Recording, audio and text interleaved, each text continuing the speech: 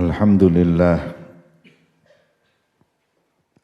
Alhamdulillahilladzi hadana li hadza wa ma kunna linahtadiya laula an hadanallah. Allahumma salli wa sallim ala sayyidina wa habibina wa syafi'ina Muhammad nurika sari wa madadikal jari wa jma'na bihi fi kulli atwari wa ala alihi wa sahbihi ya nur amma ba'd.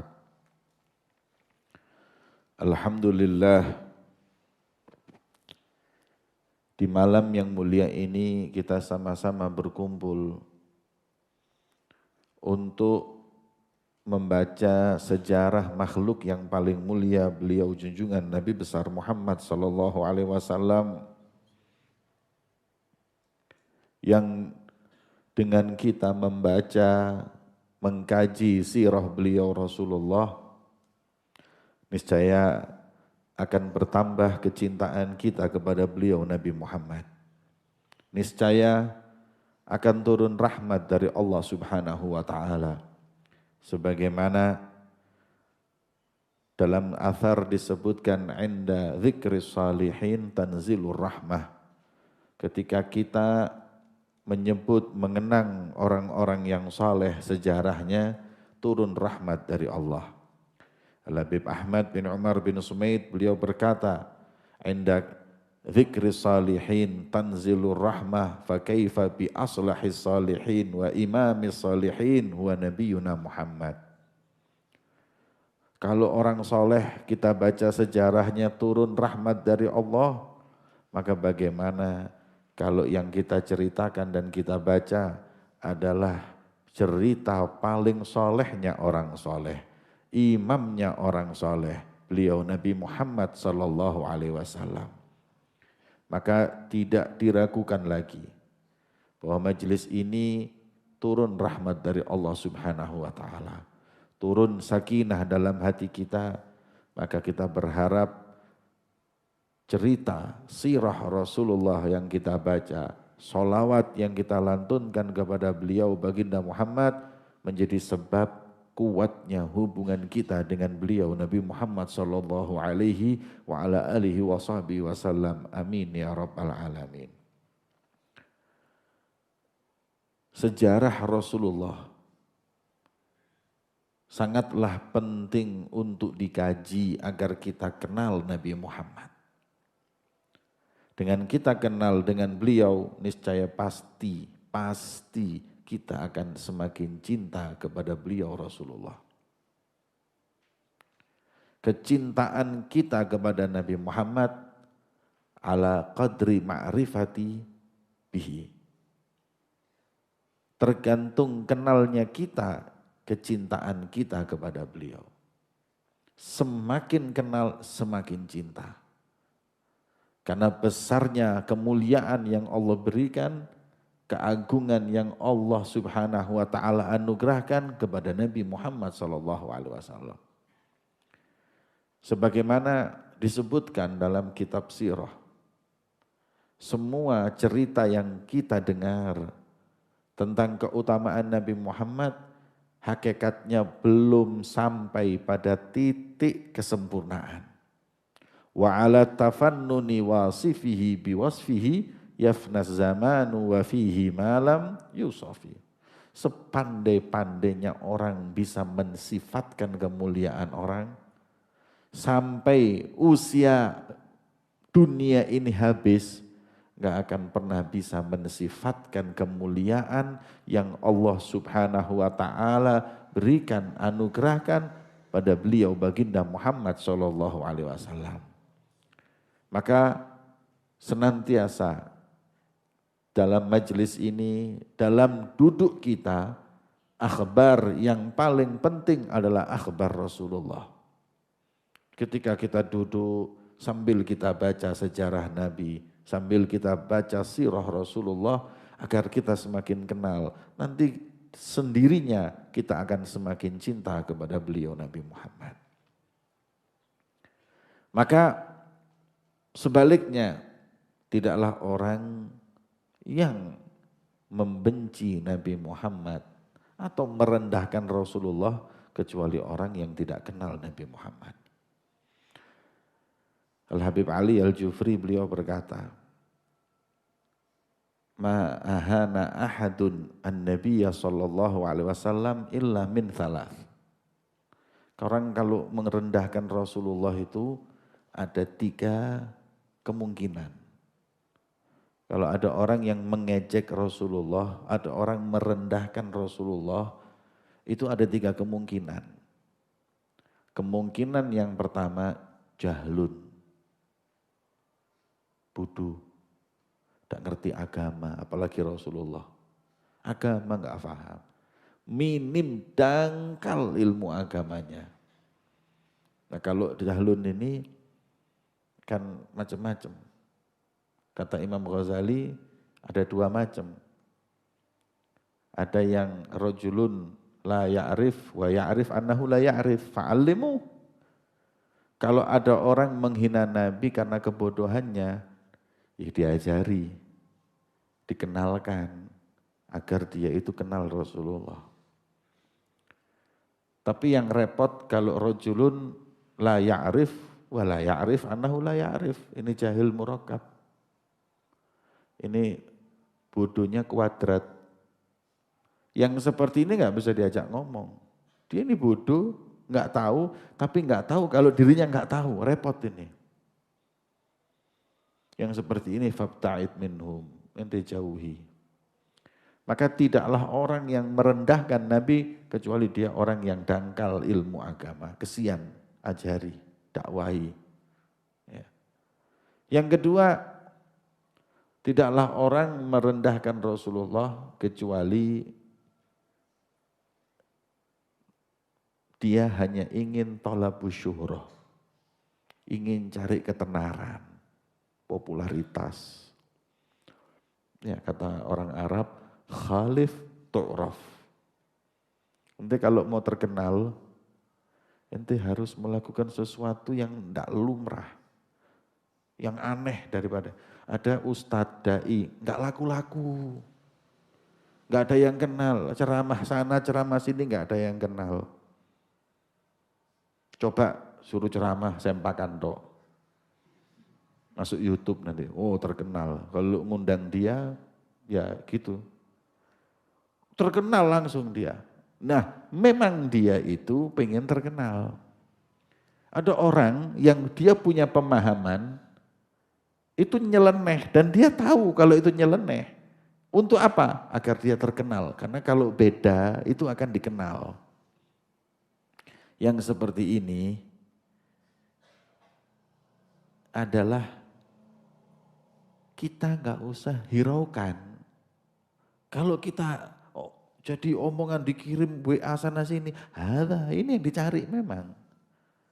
Katanya orangnya tadi jazakumullah khair, hadzal ladzi kunna nabghi. Ini yang kita mau memang.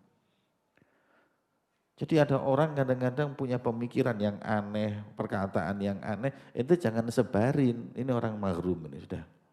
Ente hapus, selesai. Kalau ente ikut sebarin, ya itu yang dicari. Wah, harus se-Indonesia kenal semua. Thalabus syuhrah. Kalau ada orang yang dia itu nyeleneh sebab itu, berarti kan thalabus syuhrah. Diamkan, gak usah direken, gak usah dihiraukan. Yang ketiga, jahlun fi khususiyatir Rasul. Dia bukan gak ngerti agama, tapi dia itu kurang kenal keistimewaan Nabi Muhammad. Ya. Jadi ini terus akan berjalan. Nanti akan datang orang menghina Nabi, berhenti setahun, ada lagi yang datang, berhenti 6 bulan, datang terus. Ente gak usah sibuk yang seperti ini. Ente dakwah, kenalkan orang kepada Nabi, biar ada yang ngurus itu, polisi dan lain-lain itu, yang ngurusin orang-orang seperti itu. Karena kalau kita ngurusin ini, ya sudah habis waktu kita ngurusin kayak gini. Karena gak berhenti. Kalau enggak dari orang jahil, orang cari ketenaran, atau orang yang enggak kenal Nabi. Kalau yang enggak kenal Nabi itu kadang ulama dia. Kadang ulama, tapi enggak terti khususiyatur Rasul. nggak ngerti khususiyahnya Nabi. Kayak ada yang mengatakan kalau Nabi itu yang dimaksud cahaya itu bukan cahaya lampu, tapi cahaya itu adalah cahaya maknawi, bukan hissi. Kalau Rasulullah keluar cahayanya kan dibunuh sama orang-orang Yahudi, sama orang-orang Nasrani dan lain-lain. Atau dibunuh katanya sama Abroha. Istakhulu Abroha fin Nabi. Urusan apa Abroha sama Nabi ini? Abroha sudah mati. Abroha itu enggak ada urusan sama Nabi, urusannya Abroha itu sama Ka'bah itu loh. Karena dia ingin dipindah supaya rame, itu aja. Enggak ada urusan, Abroha enggak kenal Nabi. Makanya kata jahilun fi khususiyati Rasul. Dia enggak ngerti khususiyahnya Nabi, enggak belajar sirah dengan benar. Nabi itu lahir bercahaya. Begini, Nabi itu cahaya. Basyarun lagal basyar. Nabi itu bercahaya. Ketika ada orang yang mengatakan bahwa Nabi Muhammad itu kecil seperti anak-anak kecil yang lainnya. Nabi Muhammad itu kecil seperti anak kecil yang lainnya. Dia itu hanyalah sekedar namanya anak yatim, dipelihara oleh kakeknya. Bentar. Kok ente ngomong gitu, anak jadi ingat ada persis yang ngomong gitu. Tahu enggak ente? Abu Lahab sama Abu Jahal. Ulama mengatakan, kenapa Sayyidina Abu Bakar naik derajatnya ketika memandang Rasulullah? Kenapa para sahabat hanya dengan sekali melihat Nabi masuk ke dairatus suhbah? Masuk ke dalam kedudukan yang tinggi yang tidak mungkin ada seorang pun dari tabi'in mahma faqa fil ilmi wal adabi wal ibadah. Tabi'in sebanyak apapun ilmunya, sebanyak apapun ibadahnya, tidak akan pernah melampaui kedudukan sahabat. Kenapa? Sahabat punya mata yang memandang Rasulullah. Taib Abu Lahab kan juga memandang. Sahabat ketika lihat Nabi Muhammad, mereka itu mengatakan, hadza Rasulullah. Abu Lahab, kenapa enggak masuk ke dalam daerah tersebut? Karena Abu Lahab dan Abu Jahal, kalau ditanya, siapa ini?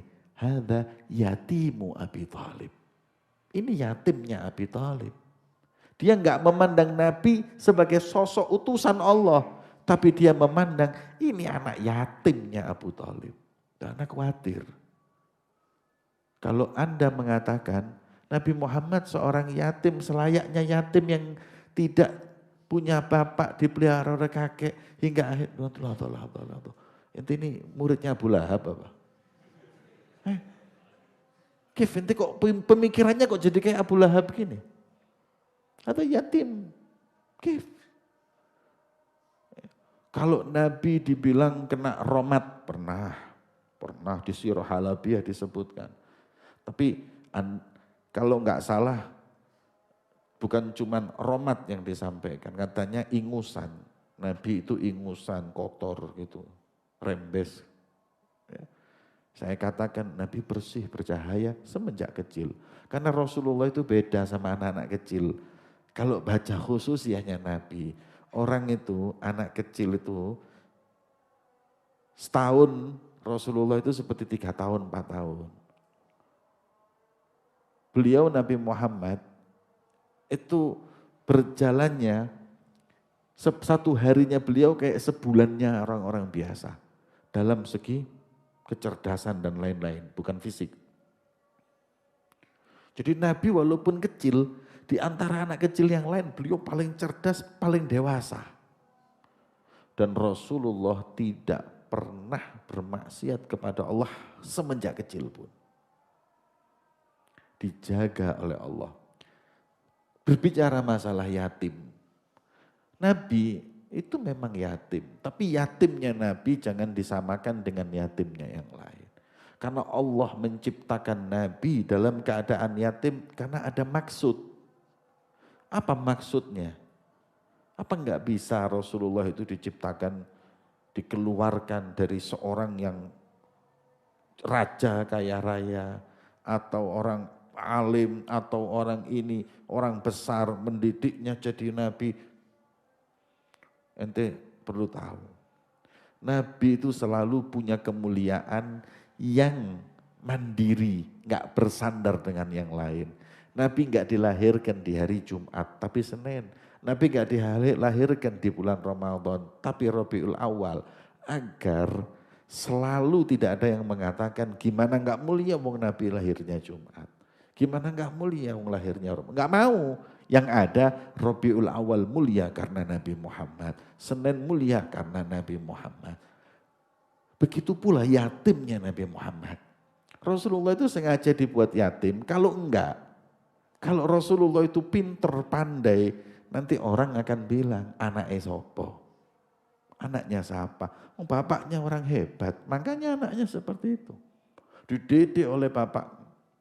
Dalam riwayat, Jibril pernah ngomong kepada Allah, ya Rob, lima ja'alta khataman nabiyyina yatiman. Ya Rob, kenapa penutup penyempurna para nabi ini, yaitu Rasulullah, kau jadikan dia seorang anak yatim. Padahal yatim ini kan kayak kekurangan. Enggak. Memang aku sengaja kata Allah. Karena dia aku ciptakan yatim, karena aku yang langsung mentakdib, mentarbiyah, mendidiknya. Fa'addabani rahbi fa'ahsana ta'dibi. Karena Rasulullah ketika jadi manusia yang hebat, karena langsung yang didik adalah penciptanya Allah Subhanahu wa ta'ala, bukan makhluk. Aku enggak mau manusia yang didik. Manusia yang didik bisa jadi apa nanti? Aku mau aku sendiri yang mendidik Muhammad. Makanya Rasul mengatakan, ada bani Rabbi, yang mendidikku itu langsung Allah. Fa ahsana ta'dibi, dan Allah menyempurnakan pendidikannya kepadaku. Bukan didikan bapak, bukan didikan ibu, langsung Allah. Kalau nanti datang dari seorang bapak, pasti mengatakan, oh bapaknya hebat mendidik mulai kecil. Nah. Jadi enggak ada, jangan, Rasulullah itu dicari kekurangannya, enggak ada. Lah ini kalau mengatakan Nabi itu yatim, Nabi itu gini-gini, ente jahil an khususiyati Rasul. Anda enggak kenal Nabi Muhammad, keistimewaan dan kemuliaan Nabi Muhammad. Nur Nabi Muhammad. Ya ikhwan, kalau Rasulullah dibilang bukan nur, lubang yang pertama kali diciptakan oleh Allah sebelum alam semesta ini adalah apa? Nur, apa nur? Cahaya. Memang Nabi itu bercahaya. Kalau yang dimaksud nur di situ cahaya, bukan cahaya seperti lampu, tapi cahaya itu ilmu. Terus yang diciptakan oleh Allah pertama kali adalah ilmu. Yang diciptakan oleh Allah pertama kali sebelum alam semesta adalah nur. Sebagaimana dalam hadis Jabir, bisanad Abdul Razak, dalam kitab Maulid disebutkan. Seorang bertanya kepada Nabi Muhammad, Sayyidina Jabir, ya Rasulullah, akhbirni an awwali syai'in khalaqahullahu qablal asya'. Beritahu aku sebelum Allah menciptakan alam semesta, awal makhluknya ini Allah. Awal makhluknya yang diciptakan Allah ini apa? Maka Rasul menjawab, awal makhluk wa nur nabiyyika Muhammad sallallahu alaihi wasallam. Min nuri. Jadi yang diciptakan Allah nur, ya Nabi ini nur. Kemudian nur tersebut dititipkan ketika Allah menciptakan Adam, karena turunannya nanti yang akan dari turunan Adam lah Rasulullah, maka nur dari itu dititipkan ke sulbinya Adam, berpindah ke rahimnya Hawa. Terus dalam Al-Quran disebutkan watagallubaka fis sajidin, terus dititipkin min aslabit tahira wal arhami zakiyah. Itu hadis itu. Tidaklah nur ini dititipkan seseorang kecuali bertauhid kepada Allah. Kalau Anda mengatakan bahwa cahaya Nabi Muhammad dititipkan ke sulbinya orang kafir, musmakul. Makanya monggo Anda berpendapat orang tua Nabi di neraka atau kafir, kami nggak akan pernah berpendapat seperti itu. Mana mungkin Allah menitipkan nurnya Rasulullah di sulbinya orang yang kafir? Musmakul. Nggak masuk akal. Maka itu dari Rasulullah, dari Allah dititipkan ke sulbinya Nabi Adam. Kemudian dalam Al-Quran ketika Allah memerintahkan para malaikat dan jin sujud kepada Nabi Adam, sebagian ahli tafsir, sebagian ahli ilm, mereka mengatakan bahwa sesungguhnya hakikat perintah sujudnya malaikat dan sujudnya jin kepada Nabi Adam adalah sujud ke cahaya yang ada di sulbinya Nabi Adam, yaitu nurnya Nabi Muhammad. Karena waktu itu ketika Nabi Adam sudah diciptakan, dititipkan nur itu di sulbinya. Ketika nikah dengan Hawa berpindah hingga punya anak. Terus sampai ke para nabi, para rasul, terus. Sampailah ke Abdullah. Anak daripada Abdul Muttalib. Abdul Muttalib mukmin, beriman. Apa dalilnya? Dalam kitab sirah disebutkan ketika Abroha. Ya. Ketika Abroha mau menyerang Ka'bah. Ketika Abroha mau menyerang Ka'bah, mereka datang dengan pasukannya. Kemudian siapa? Sayyidil Qaum, Abdul Muttalib, panggil. Dia bilang, aku akan menyerang Ka'bah, aku hancurkan. Karena peradaban dan pusat perdagangan mau dipindah ke Yaman. Kata Abdul Muttalib, dan ketika mau masuk, onta-ontanya Abdul Muttalib itu dirampas sama Abroha. Marah Abdul Muttalib. Kemudian diajak dialog, pertemuan. Ayo sekarang kita gimana? Perang atau gimana? Kata beliau gini, kalau kau ingin mengambil ontaku, fa'ana Rabbul Jamal. Aku pemiliknya onta, aku nggak mau, kembalikan semua. Tapi kalau kau mau memerangi Ka'bah, sesungguhnya Ka'bah itu lahu Rabbun yahmi. Ada Tuhan yang menjaganya, berarti bertauhid. Berarti Abdul Muttalib percaya Allah. Akhirnya ya sudah, kembalikan onta kepada Abdul Muttalib, kita serang Ka'bah. Dan akhirnya peristiwa alam taro kaifa fa'ala rabbuka bi ashabil sampai akhir. Abdul Muttalib beriman. Kemudian berpindah kepada Abdullah. Abdullah karena di sulbinya ada nurnya Nabi Muhammad, wajahnya bersinar. Sampai diriwayatkan perempuan di Mekah itu, mereka berharap untuk dipinang oleh beliau. Sampai mereka itu berharap ketika dipilih Aminah, banyak yang putus asa perempuan. Banyak yang nangis. Kok enggak bisa ketemu dengan, kok enggak bisa nikah dengan Abdullah. Tapi yang aneh, setelah nikah, kumpul dengan Aminah, berpindahlah nur tersebut ke rahimnya Aminah. Maka dalam riwayat di sirah disebutkan, orang-orang sudah enggak lagi lihat wajahnya Abdullah itu bercahaya seperti sebelumnya, jadi biasa gitu loh. Mana Abdullah dulu yang indah, berseri-seri wajahnya. Karena dulu punya di dalam sulbinya ada nurnya Nabi Muhammad. Ketika pindah kepada Aminah, pindah Aminah. Sampailah Aminah itu hamil 9 bulan.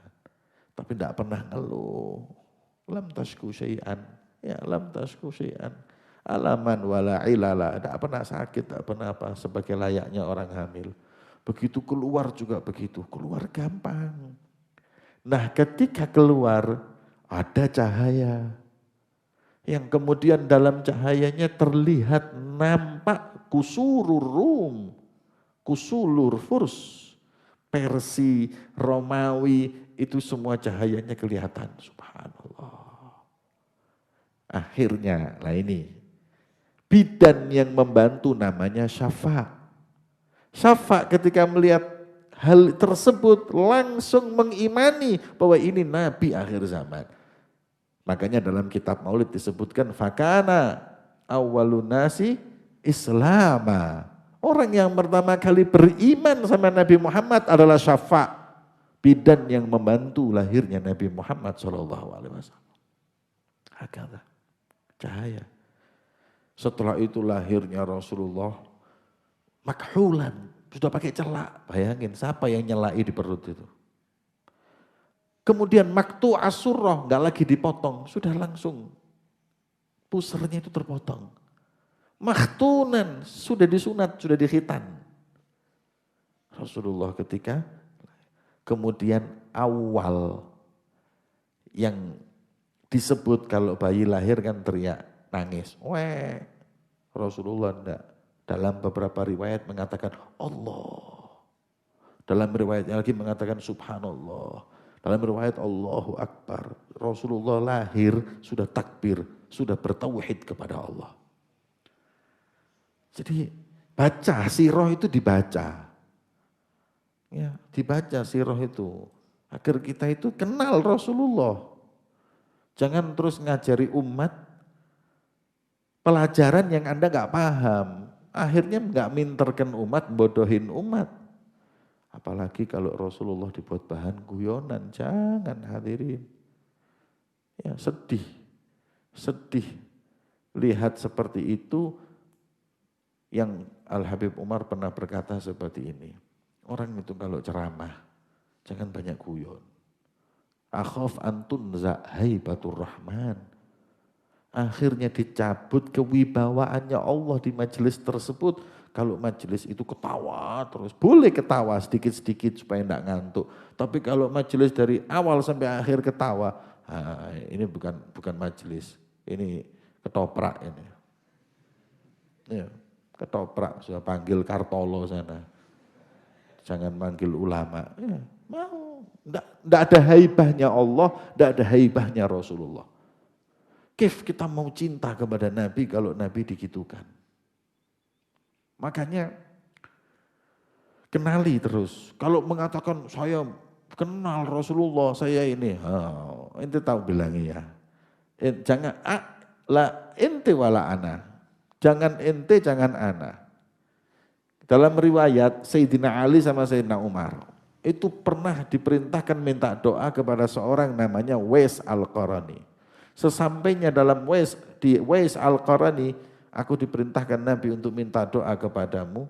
Maka kata Sayyidina Wais didoakan dan beliau berkata, Ata'rifani Rasulullah, kalian tahu enggak Rasulullah? Tahu, kita hidup bareng. Kalau enggak, kamu tahunya Nabi hanya sekedar bayangannya, hakikatnya kau enggak tahu Rasulullah. Ini Sayyidina Ali yang mulai bayi, Sayyidina Ali yang mulai bayi hidup bersama Rasulullah, hanya tahu bayangannya Nabi. Kalau ada orang mengatakan, anak kenal Nabi, tak kenal ente. Sayyidina Abu Bakar, Sayyidina Umar tiap hari hidup bertahun-tahun sama Nabi, la arif hakikatu. Yang kita lihat ini hanya sekelumit, la yafi bi usyri mi'syar. 1/100 saja enggak nyampe dari keutamaan Nabi Muhammad SAW. Makanya kenali Nabi. Kenal kau akan mengagungkan, mencintai beliau Rasulullah. Nah, sebagian orang hadirin, kalau sampai Nabi disebut, saking kenalnya sama Nabi, ta'zimnya sama Rasul, kalau nama Rasulullah disebut langsung pegang dadanya hormat. Sebagai Nabi Muhammad SAW. Ya. Seperti di Turki dahulu, para ulama Turki, saking cintanya sama Nabi sampai seperti itu.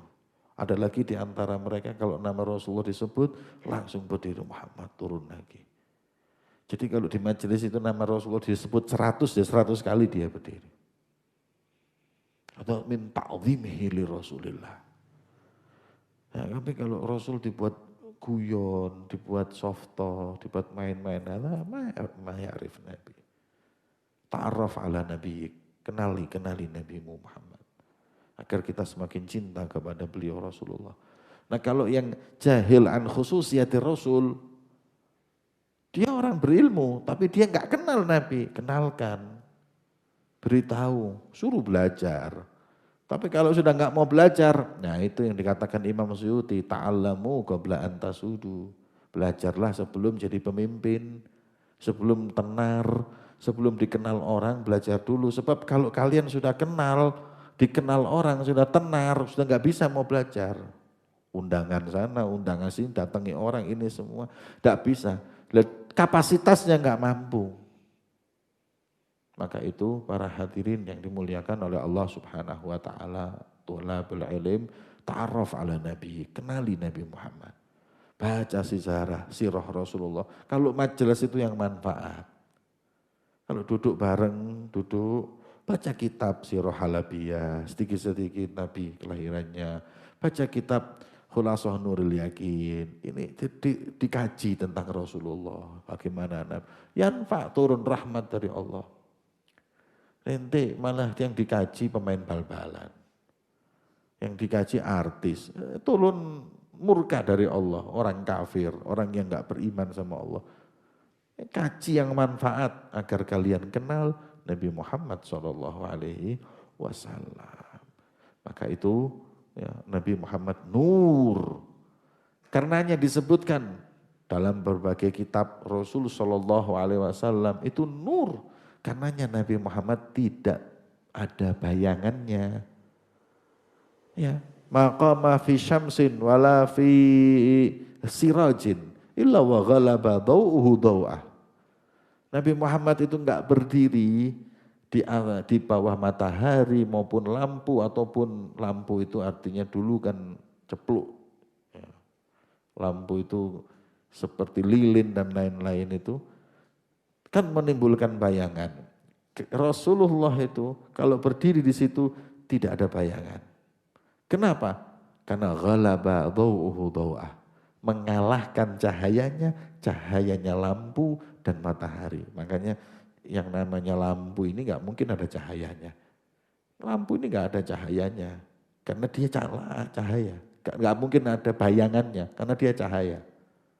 Tapi kita ini yang ada loh. Nah, ada bayangan. Tapi kalau saya ini bercahaya, walaupun kena lampu, menang anak. Gak mungkin anak bercahaya. Rasulullah itu tidak ada bayangan.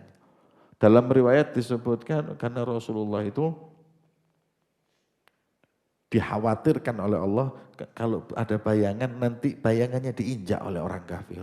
Allah gak ridho bayangan Nabi diinjak. Bagaimana Nabi SAW. Gak perlu heran kalau Nabi dibilang Nabi itu memang bashar, manusia, tapi gak seperti manusia memang. Baca kitab Syama'il. Nabi itu gak pernah dihinggapi lalat di wajahnya. Ya, dalam kitab Maraqil Ubudiyah pertama itu disebutkan tentang khususiyah Nabi. Walam yatasa'ab qat. Angop mulai bayi sampai meninggal gak pernah. Ayah. Mau inti bilang apa? Mau bilang manusia biasa? Nabi enggak pernah. Lam yatasa'ab, karena tasa'ub ini minasyaiton. Jadi enggak pernah. Jadi khususnya Nabi. Enggak pernah bau busuk, bau enggak enak keluar dari tubuh Nabi Muhammad. Sampai air kencingnya pun tohir. Kotorannya BAB itu enggak pernah ada yang lihat kotorannya Rasulullah. Kenapa? La'anna bala'athul ard, diperintahkan bumi untuk langsung nelan. Enggak ada. Enggak ada yang pernah lihat kotorannya Rasul. Kencing, ya, dan itu suci. Sebagaimana ulama menyebutkan bahwa baulun Nabi tahir. Apa? Mau cari di mana? Keringat, minyak wangi. Ummu Sulaim berkata keringatnya Nabi. Aku belum pernah pakai parfum lebih wangi daripada keringatnya Rasulullah. Ludahnya Nabi. Dalam riwayat disebutkan ludahnya Nabi kal misik. Seperti misik baunya. Memang bukan manusia biasa. Loh kalau Nabi seperti itu ya mereka semua beriman. Loh, siapa bilang? Nabi seperti itu dan mereka belum beriman. Jangan lagi itu, bulan dibelah nggak beriman kok. Jangan lagi cuman fisik yang seperti itu. Bulan ini loh. Di Makkah mereka mengatakan kalau kau memang Nabi tunjukkan mukjizatmu. Ya wis tak belah. Bulan dibelah jadi dua. Nggak beriman orang Makkah itu. Malah mengatakan hadza sahir. Ini tukang sihir. Jadi walaupun melihat Nabi dengan kesempurnaannya, memang enggak ada hidayah, terhijab hatinya. Ya, seperti itu, bukan berarti kalau Rasulullah itu seperti manusia biasa. Kalau Rasulullah itu enggak manusia biasa, orang sudah beriman. Enggak, manusia luar biasa. Luar biasa. Kemudian dalam riwayat disebutkan Nabi pernah belekan. Belekannya Nabi, sembuhnya dari Nabi Muhammad SAW. Karena semua para ruhban sudah tahu semua yang ada pada Nabi. Makanya ketika Rasulullah di usianya berapa tahun sama yang 25 tahun kalau nggak salah sama rombongan untuk dengan perintahnya saya waktu itu kerjasama dengan Khadijah. Begitu sampai di Syam, sampai di satu tempat, ya riwayatnya Buhairah mengatakan kembali kau kalau di sini dibunuh. Kenapa? Karena mereka tahu sifatnya Nabi akhir zaman. Memang Nabi terus dikejar oleh orang Yahudi. Kenapa? Takut kalau ini lahir nanti mereka kehilangan pamor, kelihatan kekayaan karena mereka hidup dari atas nama agama.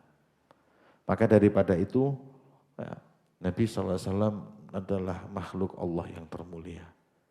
Enggak ada cacatnya Rasulullah. Jangan disamakan dengan kita manusia. Jangan terus kita lihat Nabi kayak saya, Nabi mirip saya, ya manusia seperti ini. Lah.